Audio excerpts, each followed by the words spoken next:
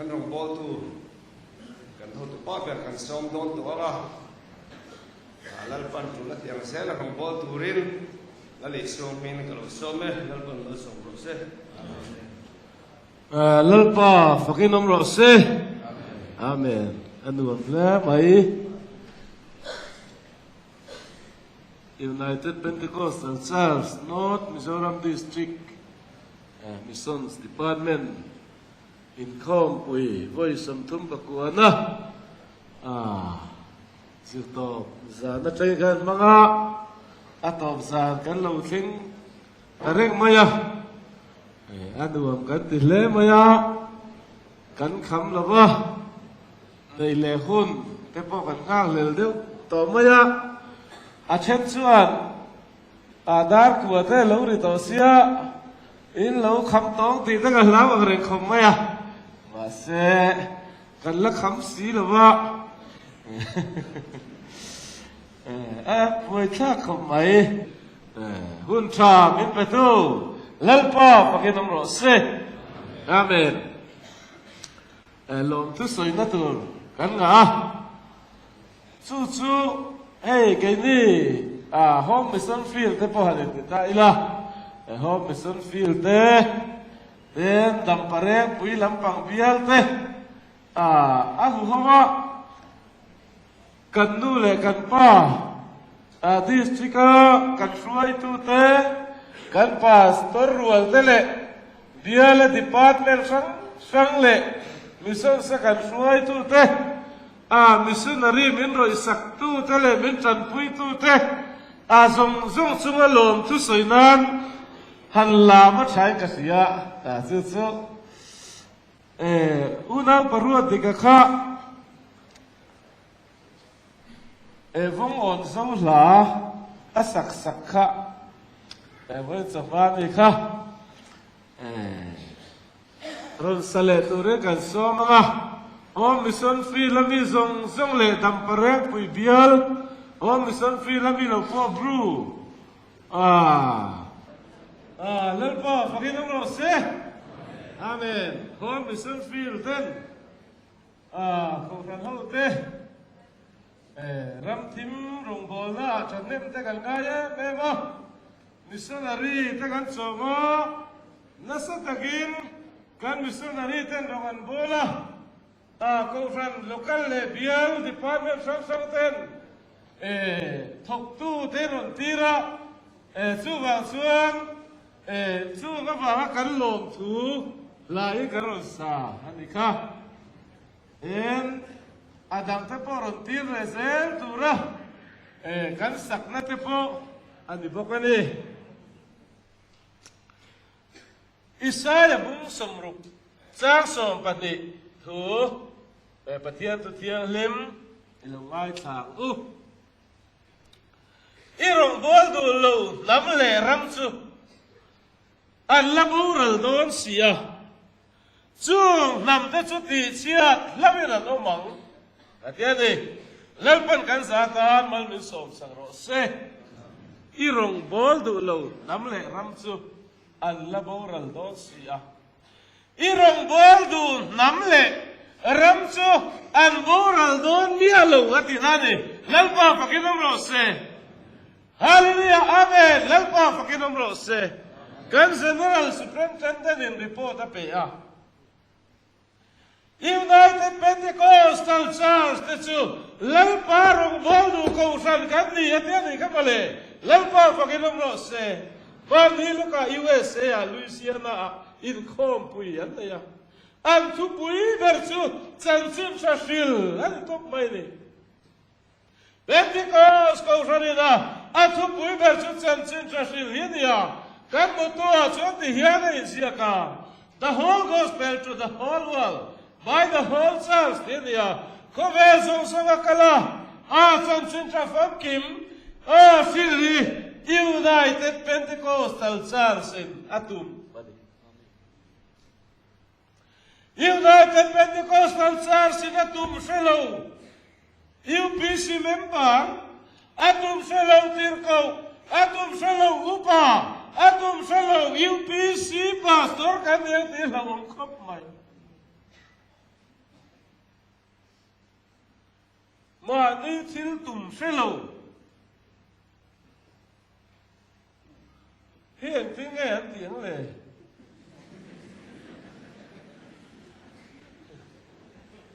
มีดังทิลตุ่มสุเซโลไม่ละโอเม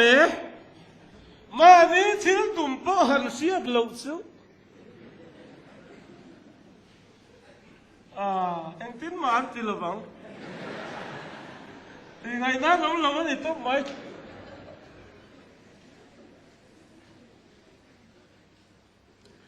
United Pentecostal Church in Athil Tumchu Kovel Zong Zokala Til Siam Zong Zong Nena Chan Chin Cha Khilhini Lalpa Fakinam Rose Chuta LAD the Chunia Chuta PYD the Nia Chuta Tualupa Chuta Upa Chuta Tilkole Pastor the Chukandi Chumale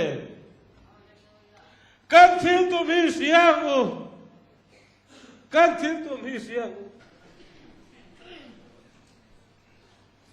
กันทิ้งตุ่มมีเสียงจันจินจะสิเลยกันตุ่มมันนี่เฮ้ยอันนี้สามขั้นตอนสองประคัดเละมินิตรุข้านินข้อเวลมิสิงเตนะปุ่งข้อเวลมิสิงนัมเบอร์ปุ่นเซลดันเตนะข้ากันเอ็นเวีย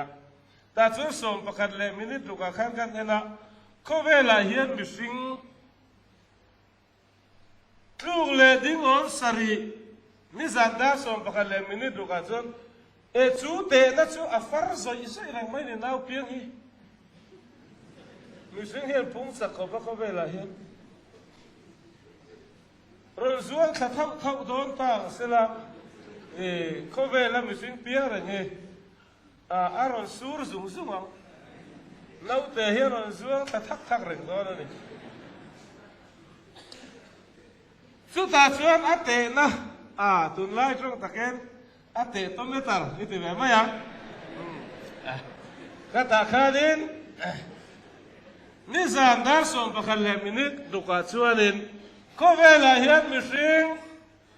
ลูกเลดิ้งออนสรีเลไวเบลเสตักสรีเลไวเบลเสตักทุ่มเลมักตะด้วยกัวน่วยรุกสิงเรียดสังทุ่มจะเรียดสมนีปัตนี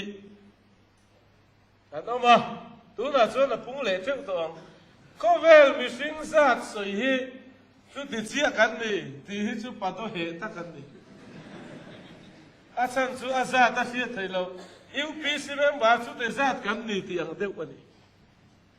กันปุ่งเรื่องอาเสียไทยเราวันนี้อิวปีสิเมมบาเรื่องซาตง่ายอินดีอันที่ซากันปุ่งเรื่องอาเสียไทยเรา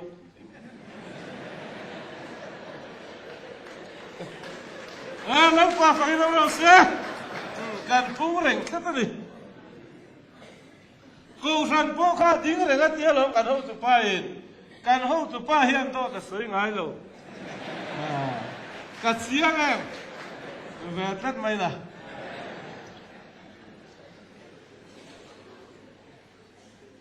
ชุดชวนอินเดียเรามาเฮียนมิสิงนิสานะชวนกันเองอินเดียเรามาชวน second เอ็ดเดียเช็คกันเดียเช็คไว้ขัด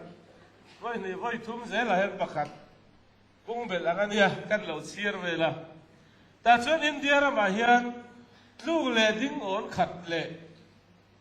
ไว้เบลเสตักทุ่มไว้เบลเสสรีน่วยสรีสิงเรียสังนี่จะสรีสองปริยนี่จานาชวนแต่ต้องมาตูนาชวนอาปุ่งเล่วิวตัวรงบอลวัตถุกันมาเสียชุดเรานี่จะได้กันห้องตัวป้ายยูพีซีเมมบาริโคเวล่าอาปาร์สดินสุดตายละเอ็นซ่าเงกันเนียงอดอีกข้าสวยไล่กันลุสุดตาโคเวล่าเฮียนอาปาร์สนักกันลุสุดจนมีสังขัดจะทุ่มเสละยูพีซีฮิปขัดต่างสักกันเลยมีปขัดเฮียนมีสังขัดจะนิลสมกัวฮิจูกันสิลเงี้ยยันละไงนี่จูapa tambah terus tidur kan ngalah mai sang khazat mahyan pakhat zel tu da hian kan in khom puya tam kan in ti hle a khovel ni ta se UPC pakhat chawan om ma se khovel ni lo vai sang chuang kan om ani ta ka chu dan ani tlung le ding om sari chuang hi khovel an mihring kan oma India rama hian tlung le ding om khat le vai bel se tak som thum pasari vel kan oma USA akuan vai bel se tak som thum parial vel mihring kan oma India rama atlung le ding on chuang le na in za tok vel chang chuwa chuwa kai ni India rama Pentecost ko ran ta hian ti tur kan fang a em kai ni athok tur te kan ni nói thế em bị thím như là biết làm các em bị thím và thiến thua lâu thế thế làm chia sẻ lâu ăn bố rồi mẹ cái này u nào chứ mà có gắn cuối với tôi làm các em bị thím và thiến thua lâu thế làm chia sẻ hey can chairman can district superintendent nó sẽ có anh ta mà lắm thím em Andamana, January Trakan and Kala, Putzaman and Yakum Katak and Muduna Lucia. Can Ling Long,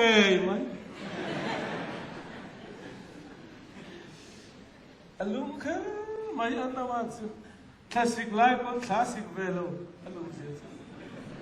Misora Matson, classic life on classic, and little classic life on classic solo. Chú tiền của bà lung chú này chú ngà cái chuông khán ông vô tu đủ tháng cần PYD mà đông ăn chân chim sa phil mê cái này chứ dễ là hiện u nào tao chân chim sa phil tu hiện district Sunday school director chân chim sa phil tu anh thình cái gì cả khán cần tiền là gì chân chim sa phil tu ya dan phil tu ra hết ya dễ là hiện chân chim sa phil local khom cái gì phil tu cái gì chứ mà lệ phil nó trang sẽ xí lâu đi buổi trang lái tắc xuống bây giờ là cái chuyện cái này xong rồi cán bộ lại cán phía tới sới lâu thì sới lâu cái cán ông thầy lâu á cái này chú sới in cán ông lại thầy lâu đi cái đang lâu lẽ mấy tụi cán sới lại thầy lâu là cái bao ăn rùng rùng ấy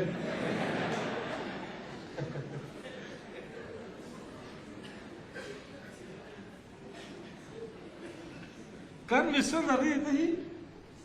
general fila te pogan kan mission fila te pogan kala kan missionary ten san sin charge pinemin voila chadu aron sai missionary te tan ni tin ka chong tai chi una te u san sin charge la kan chu ve thai lo ni boy missionary te tan hi nge kan ti ve chin le missionary te ta di tin ka chong trai chi na ti huwa na te ya missionary huwa anai ni adi chani kol thai te hai te rutuai te chi sang pui nam te kim chok te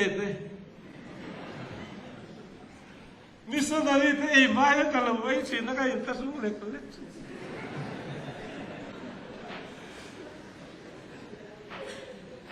chok typical đấy missionary ấy mà thế kan lo ấy anh lo lại mày lát qua phải cái tấm rồi xí khai rap team nó lại tu cái xóa rap team nó lại em Pentecost câu rap theo thì rap team nó lại câu rap cái này lát qua phải cái tấm rồi xí Pentecost câu rap như xí rap team nó lại lâu cái này xóa cái này nên phía ngay đi tuần lai trong takin khoi non kan ngai ram thim kan ngai si lo chuan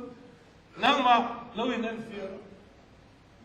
UPC ni box ya ram thim ma ngai lo chuan enge mo kim lo na ru riu kan ei ni lo mo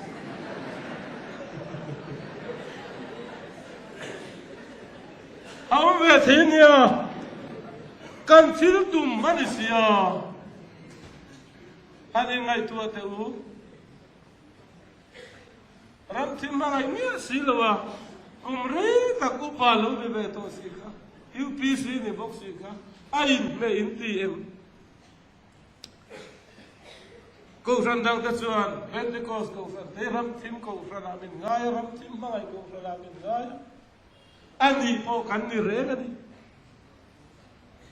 thu tung tay mò cắn suy chín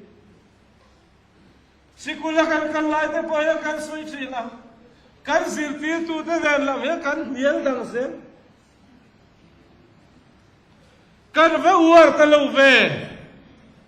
i uar thar le thu tung kan suy lo san san chin tra suy thei lo voi ka chu pastor pulang min thanga bai ra bia lai kan rong bolin ka su ka mi pahni baptisma chang tu ran no kala chu an san thai na san an thian nu te nen thing an pura an thing pur kuiten san sin tha an lo sila baptisma chan an du ni u na tu chan sin tha fiu tu hian qualification na ngai lo gik trong po ngai lo hep lai trong po ngai lo gik trong lai hep lai trong sin mai la sa thiam do chu lo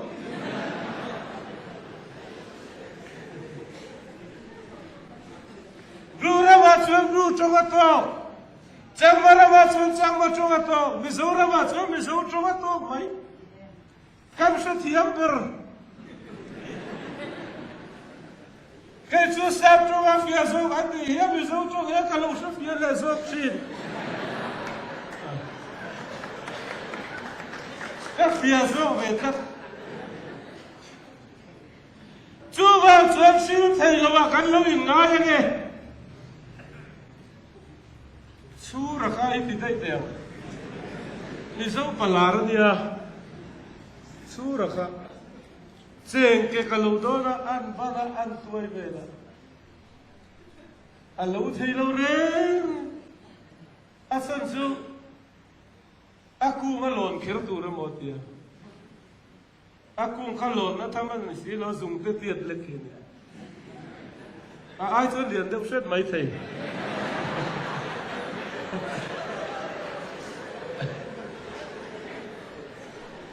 Ulang tu ka tui lang lo dot tak mai.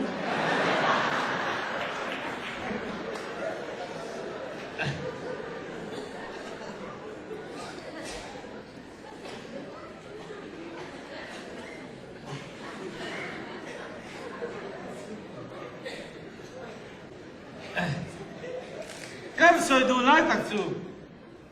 Em wa hin nga chen ke ka lo thei lo na chu aku nga lo khir nga ya. Na chun di se lo mai tu adi heu zai la hian na kan di ve lo wa ga kan lo thei lo hi tam hle hi ka sia kan lo thei reng na di lo chung pa di lo mai mu missionary ni lo chung pa di sil ve mai mu pastor ni lo pa chung pa di chung chai ve mai mu tin kau kan di lo pa di ve mai mu Lalpa chutia tu chuana ai hopalai na thok tu ri min tirali chu zok chu le lali suan va la lo dona ai poi mo ber soi chu le va na lo dona la nang ni poi no de min soi lo ba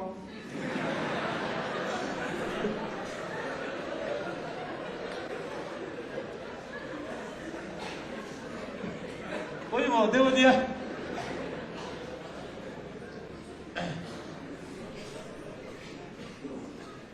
he khovela lali suar kal chan chu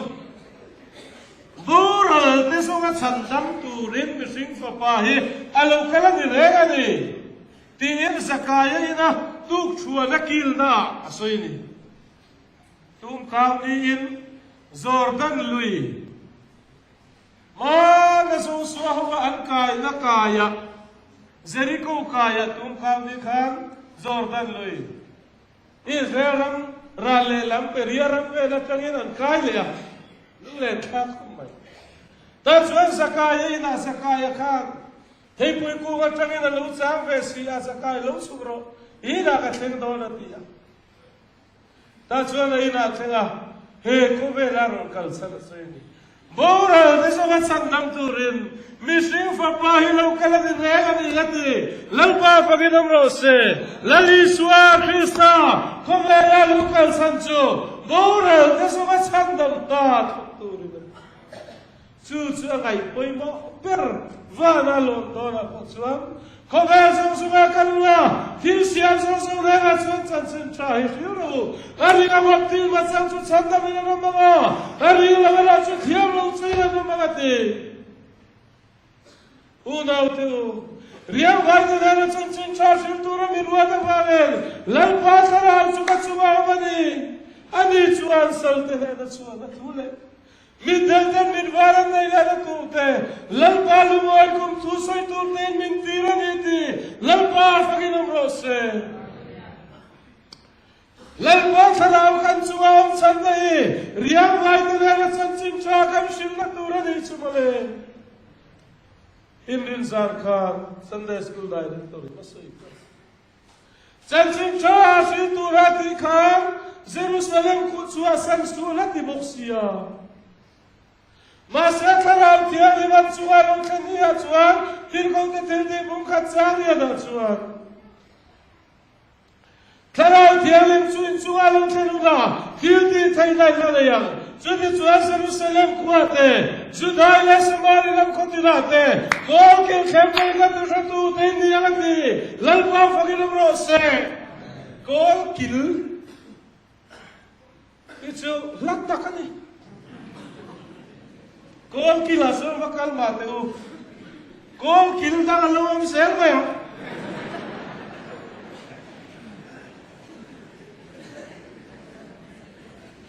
Sumi khenga chan chin cha fil turen. A tu se tu de tu rin me te tu se tu. Chan chin cha fil tu hi tu se lo in a fil thai lo. Tu se tu in. Fil tu ra de atika. Isuan. Atusha lo vida film got katsa ding miela. Atusha tu gadi Pentecost ko fragong te. Samsim cha sim turen. Lampalai la khap turin min ko. Unau te zara hian.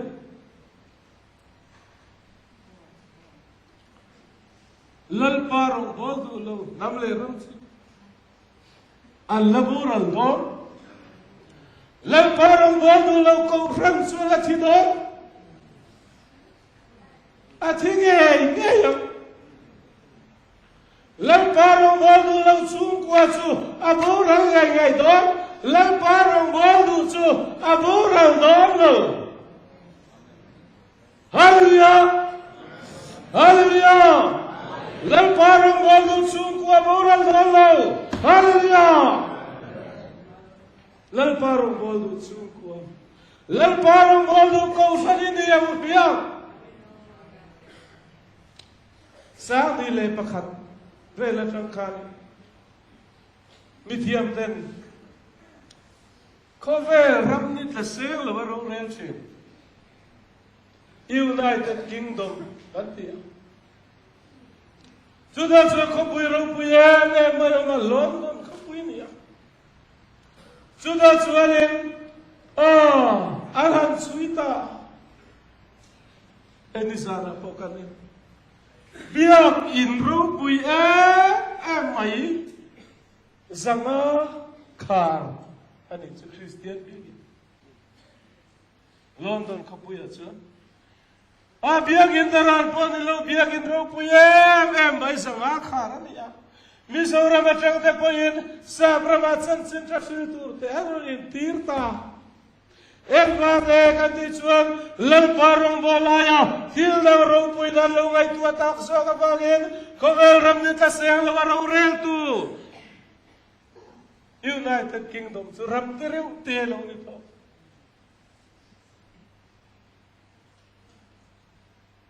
arama chun ni ta seng em to Atla de ureng.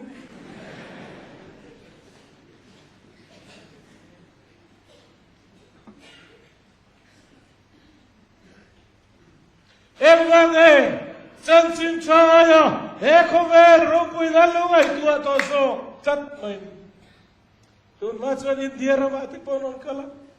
East India Company te ron pia company ti da kan lo lam thiam lawa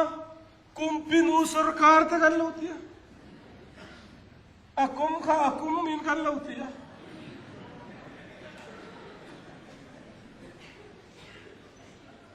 korin him daya bokwan kumpinu lumpun te kan musunia Chung ram ni ta sen lo ai tinga ni ta sen lo kan ni chuan US kan ni kwan ram me kan ya US kan ni chuan la chuan India ram chuan ni tla a US kan ni ta chuan India ram ni chuan ka ram op chuan kan ni ta sen to lo Unang tu kan ba na United Pentecostal Church International Kovel pun huap ko ram kan ni ya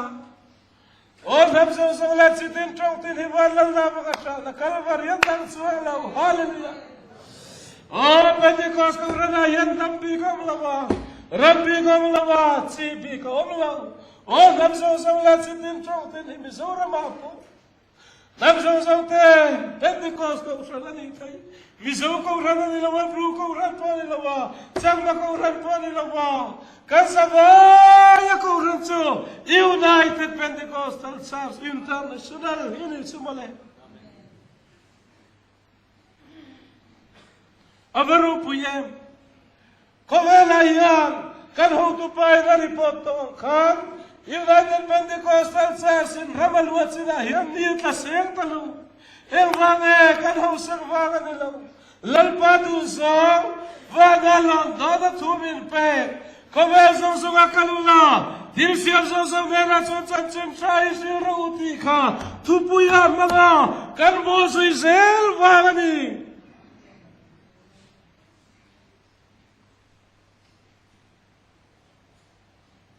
Lalpan arong bolo suti te danatiam, ram ni taseng lawaro rel tempo, ram tereu te atsuatei. Lalparong kan bol chuan lalpan adu chuan min tilian thei kai po hi du se chuan tu na sang pon min lat thei adu la du lo lalparong bol phot thi poi mo ben hau sang na son phot lam ani lo rong bol phot tu Yang gatu sulal pasu Allah, ama suringlah, ama net ife kagati mai, ama ani mai ama. Soifia dan po patiam lo, afia sal tu ko. Sanchin cha ayam ay poi matur dah suan lam kan nga pole, ni kan buai ni mai. Hey pastor, bisil tan kima. Mana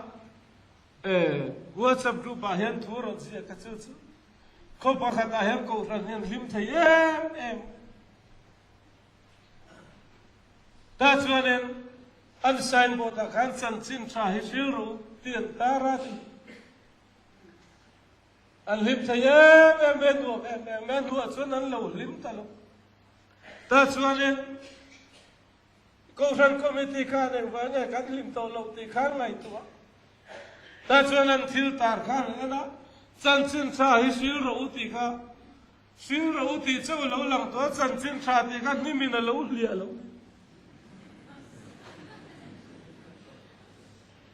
una tu a kami kan sil kha ka ril ruwa chan chin tha ni lo kan sil ya ko ran ne lim thei lo Chan chin cha ni lo sil lia va poyem chan chin cha hi ko ranai ni silang a cha lo sil sak zek zo kanom chuan a poyam United Pentecostal Church in a childum chu chan chin cha sil ni wangin a cha lo sil lia poilu tu pani chan chin cha lo sil ching lo wang ko rani in sem muk factory lalpan mitilawa Chan chin cha sila chan chin cha in minti mukturi na tiani in xem mục mà sa ni lovin chân xin cha kan sila ba kan mục mai ang cái ni po kan mục to lu tu tom no te ka nga lu tu ka ei kor chung te sang ni pakwa mi ne kum tin deu to hian tom no te kan lei to mai tun lai chu cái kor mong chet poi kan ha to lo puan te kan lei sing ang nu ho te po hian ni nga ta na khatilawa inti mukhalal pa tu mani lawa chanchin cha hi sinela ti chuani mukamu ko ran ti sillowa muktum hi boi tha missionary chom na te missionary support te kan sa biak in kan sa si chu ti khati ti om chin ma se a om ngai to lo asan chu missionary chom na te kan pek ne ma missionary support te kan pek ne mia ko ran kan muk sak to zo kan ni ti Pentecost ko ran au te kan se thiam khat to lalpa chiar kop kan se thiam khat to lalpa chiar kop hi se se langu amakania Jordan lui hi ka ngai to Jordan lui chu aluang to pa chong Galilee aluang Galilee dil chu adil ro pui tak mai nia adung lampo kem som ni pali awang lampo kem som le pathum ban ya dil ro pui tak ta chun Jordan lui kha luang lu ta ti chuan chu dil thiang lim nung chatin re dom na petera te pon le nan den chin da ya abul lo ka chun Capernaum ko he imrin dia petera te le den an sahaman sa te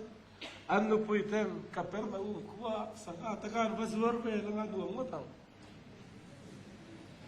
tukri te ka sin su na chu luya chon sakatin re na ma luya nung cha tin re na ma a fi me ma lali suan tui fo na hau re ta kan tui po fo le ngai to lo an gen ni chima chu Galilee ti la tang chuan luya luang chu le Jordan luya di le tho me ni chu Jordan luya chu luang se la tui pui thi ya as luang lu ta tui pui thi chu le la ma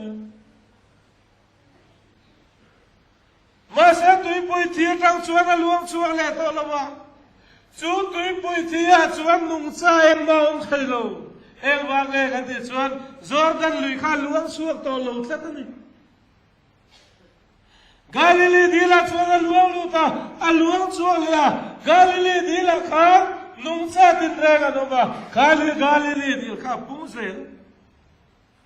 tụi bùi thiê chuan Jordan lùi tụi thâu cả luông lu ta aluang chuang le to lawa nung cha em bao thai lo alem everyone mai ni lota nu pui ai pun alzo kang liak ve tai la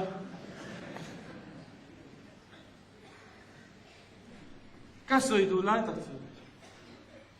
Galilee dil ka chu aluang chu ka atui po phim reng apung reng atuya nung cha nung reng với ga yan u la te ko ran luang chuak ngai lo kan nim ma ni tual chunga phai ra siam ve tu kringot ko ran eng ma pelo iti ma yang eng ma kong ka po pelo Galilee dil chu aluang chu ka hausak na tam tak oman tui pui thi ro chu aluang lu ta luang chu ve to lawa tui pui thi ku pun thu rom takania aluang chu to si lawa aluang lu reng sia ma se tui pui thi chu akam tin mai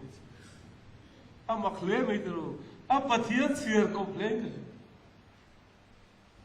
alem em ri wata nung sa po nom thai lo u da ko ran luang chuang lo ko ran san chin tra sil ngai lo ko ran mi dang te chan pui ngai lo chú có luang chuang lâu mi đâu để trăng pui ngay lâu chân chính cho phiêu ngay lâu cắn để cho cắn bol lo à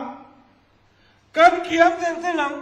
chân chính cho phiêu cắn để cho cắn bu se là à cái mà đi à nung sát tin rèn à mà cả phim nó là làm nó là mang đó là đi chân chính cho phiêu tu liền giải là yan Lord Mizoram District Missions Conference palaite lagi swimming in kasoma cheu lalpan kan zatan mal min som sang ro se amen hun chu